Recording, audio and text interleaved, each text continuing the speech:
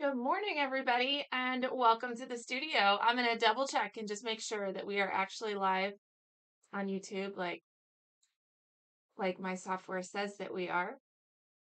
And then we'll dive right in and talk about what's going on in classes this week. It looks good. Hooray! Awesome. Okay, well, it is in the video update here. I've got week 2 of May. But remember, our week 1 of May actually started on Thursday last week. So my Monday, Tuesday, and Wednesday peoples, you have your first May class this week. And then my Thursday and my Friday people, you have your second. So we're going to talk a little bit about both, but the video does say week 2 of May. Let's see, I've got all my pigeons here to show you in just a second. All right, so let's see. Anything else I need to tell you? That's it. If you, we're going to talk a little bit more about scheduling when we get to housekeeping because we got to talk what happens at the end of this month. But in general, everybody has class this week. We'll see you at the studio, right? Okay, let's dive in. Preschool classes. So my preschool classes are exploring surrealism and sculpture this month, and we're reading Don't Let the Pigeon Drive the Bus, and we're reading Sylvester and the Magic Pebble, and we're reading This Is Not My Hat, which are three of our favorites. So last week's Thursday and Friday classes, they got to make their pigeon sculptures and read Don't Let the Pigeon Drive the Bus. My Monday and my Tuesday classes, you guys will do that this week. I want to show you the pigeon sculptures from Liberty. So these are made out of air dry clay, and we used pipe cleaners and we used feathers to create our pigeons. So the kids got to learn how to roll a sphere and how to pinch it. For some of them, they learned pinch pot. And then, of course, you get to stick all of the fun little tail feathers in there. There's one of them. These are just about dry. Oh, this one has a green feather on it. Here, I'll turn it around. Nothing green will show up in our video. Hang on, I got another one. Look at, oh, he's green too. Look at him, isn't he cute?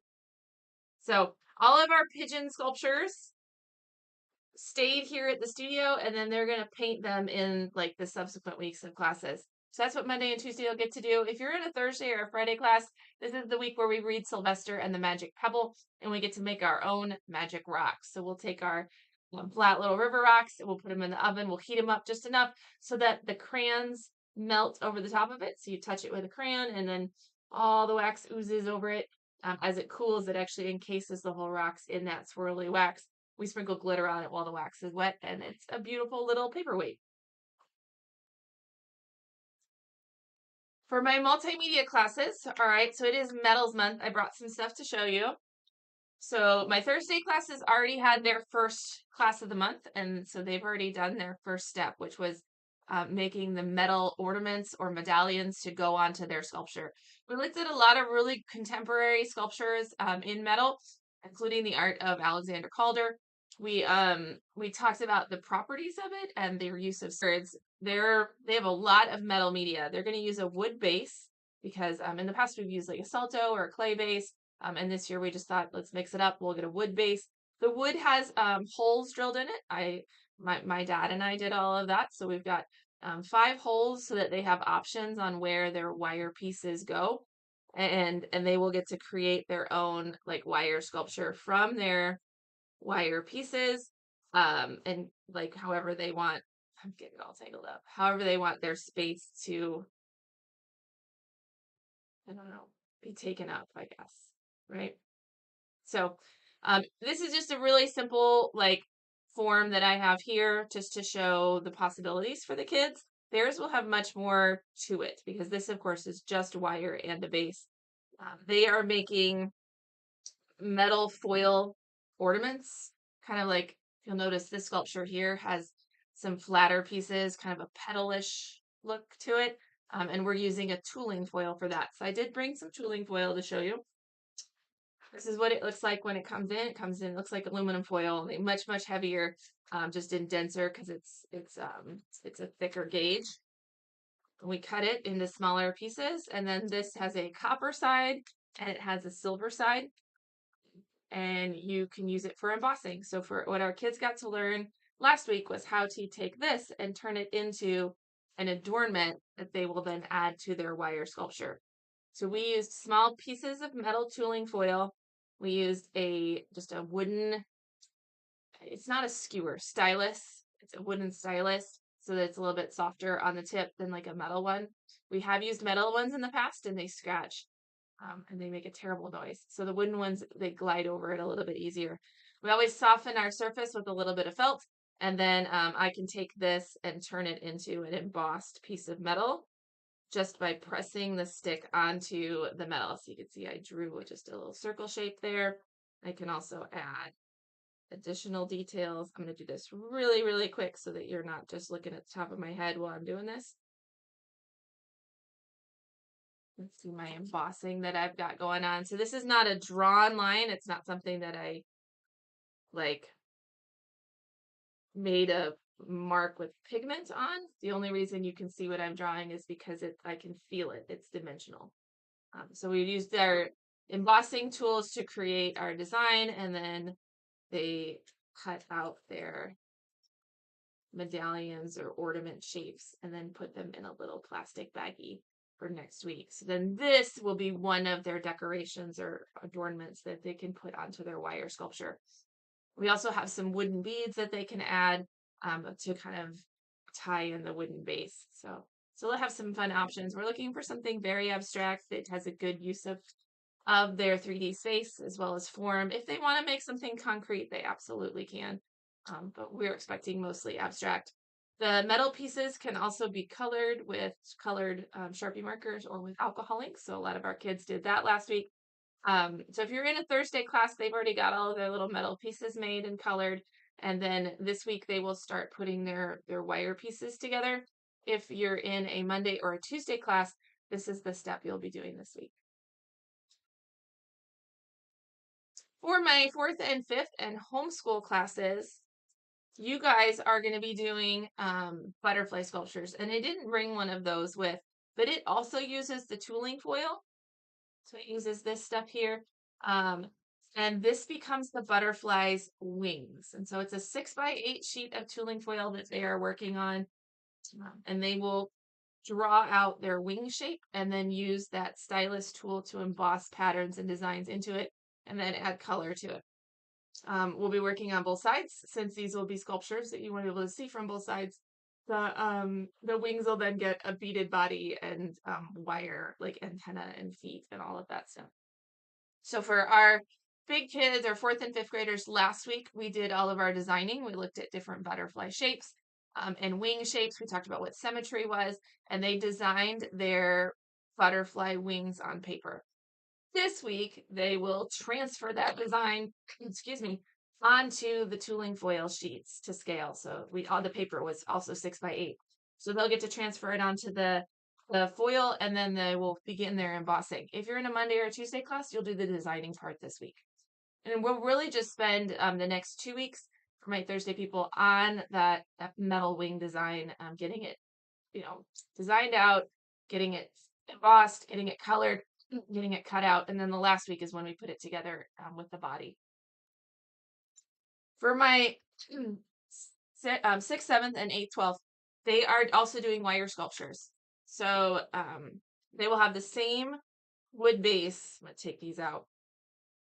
They're going to have the same wood base, but their holes are not drilled yet because like for the little ones, I went ahead and drilled 5 holes so that they were ready to go. For my big ones, they have a wood base and just a blank slate. They also have a little bit thinner gauge wire so that it works for more wire wrapping. For those kids in the older classes, we're really looking for something that is concrete, that has a subject, that's not just an abstract sculpture, but that it is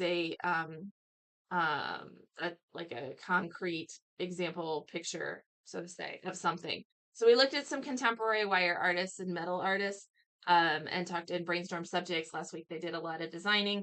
I know in Liz's class they also played with wire just so they could get like an idea of maybe the limitations of wire, the physical properties of wire. They'll do a lot of wire wrapping. They'll do some continuous line. And then they will have to determine where it is held in their base, right? So, and then once they've determined that, they'll drill their hole or the teacher will drill the hole. So the holes are pretty deep to hold the wire in. And if we need to add some adhesive, we can definitely do that. So theirs will be a wire sculpture. They also have the addition of kind of some metal findings, so nuts and bolts and washers. We're not doing soldering or anything like that, so it'll all be wire wrapped in. Creative Explorations are also doing metal. So for their media month, they have metal out. This is actually a picture of our art history focus station making metal spiders based on the art of this artist whose name I can't pronounce. So we've got our media focus, which is metal tooling. They're painting on aluminum foil, which is really like slick and is a fun sensory like way to explore paint. We've got a really cool still light drawing invitation where everything is reflective and shiny. And then the journal invitation pulls from our 102 illustrative class. They're doing trading cards. And then the sensory bin is a spring garden. Wednesday artists had their first class of May last week. But Friday artists, excuse me. Friday artists had their first class of May last week. Wednesday artists in Flatwoods, you guys will have your first class this week. All right, let's go over drawing classes. I didn't bring anything for drawing classes, mostly because like we only had one day of classes, and I don't even, I live in Liberty, and we didn't even have a 101 class last week. So I know they did in Flatwoods on Thursday last week, but we did not, because we don't have Thursday 101 classes. But it is plein air. So for our Thursday class last week, they looked at reference images of bugs and insects, and they used both ink and chalk pastels to draw those. My Monday and Tuesday classes are going to get to do that this week. Thursday classes will move on to week two's lesson, which is where we're going to go outside and we're going to draw buildings and roads. This is a great introduction to 1-point perspective and like the rules of linear perspective, where lines converge at a vanishing point. So we'll get out rulers and we'll begin to talk about that. Most of these kids are not quite ready to actually do the mathing out of 1-point perspective, but if we can get them just to even see it, that's amazing. For my 102 classes, speaking of getting outside, if you were in a Thursday class for 102 Advanced Realistic, went outside and we drew trees, and we looked at the shape and the form of trees as a whole rather than drawing individual leaves. We looked where the lights and the darks were, and tried to see it as a whole thing instead of leaves. We also practiced mark making and working with the value scale. So this is our Liberty Thursday class, who's sitting outside looking at one of the trees in our parking lot and drawing it. If the weather permits, we will go outside with our Monday and Tuesday classes and do this lesson this week. If not, don't worry, we got plenty of photo references, but it is fun to go outside. For my 102 illustrative class, we are beginning our kind of year-end project, which for them in the past has always been a comic book. And that is still an option, is to create a book of all of your characters and a storyline. If that is not something that they want to work on for this month, then we also have the option of trading cards this year. So if they're more character focused than story focused, and they want to create a set of trading cards, that's what they can do. Okay. I should mention for my Thursday crew, so because they already did the trees lesson, Thursday realistic classes are going to be working on roads and buildings. So similar to the 101s, they will go outside and they will do the rules of linear perspective. Later this month, we'll talk about the rules of atmospheric perspective, but right now we're just doing linear, and we're trying to note where those lines converge. A lot of these guys, this will be their third or fourth time with a linear perspective lesson this year. So they should hopefully be starting to grasp it, at least the 1-point perspective. That's our goal. All right, my Drawing 103 classes. So if you're an advanced realistic class, you haven't met yet because those are Monday and Tuesday classes. So they'll have their first class of May this week, today and tomorrow night. And 103 realistic is going to be doing figure drawing. We're working from black and white photographs of figures. So a lot of draping, a lot of clothes, a lot of musculature and skin tone, but all in a value scale. So we're working with charcoal, and so they will, in their first week, they'll obviously get kind of an overview of the figure, a review of the figure, and then we're going to pick out our photo reference and get those printed so we can start to do some drawing.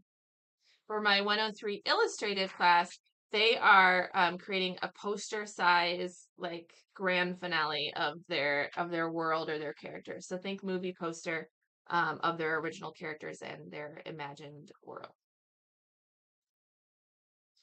All right, housekeeping. All right, May is the last month of classes. Normally I do more than one slide, but I guess I wasn't feeling it last week. I don't know. Who knows? So May is the last month of classes. If you have wondered when it all ends, it ends at the end of this month.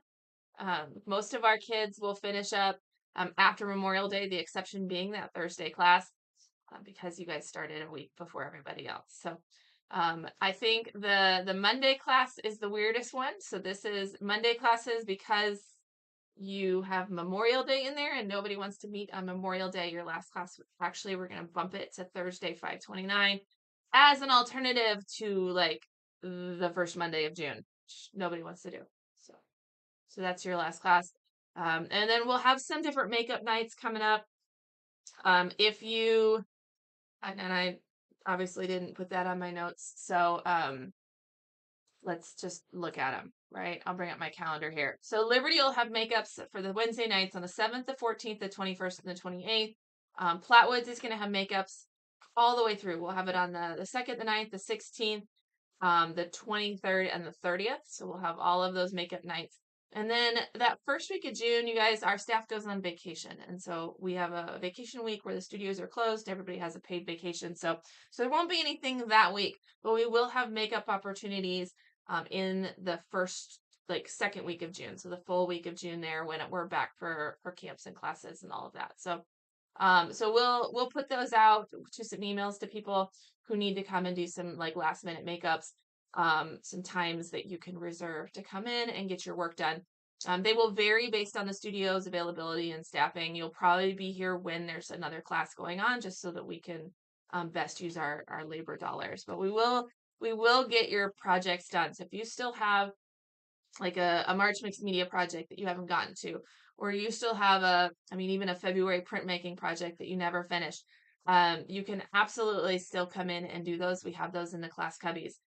If you like, maybe, God forbid, at the end of the month of May, you get sick and you miss a class or two and then you don't get your project done, we'll still have opportunities in June for you to get that done.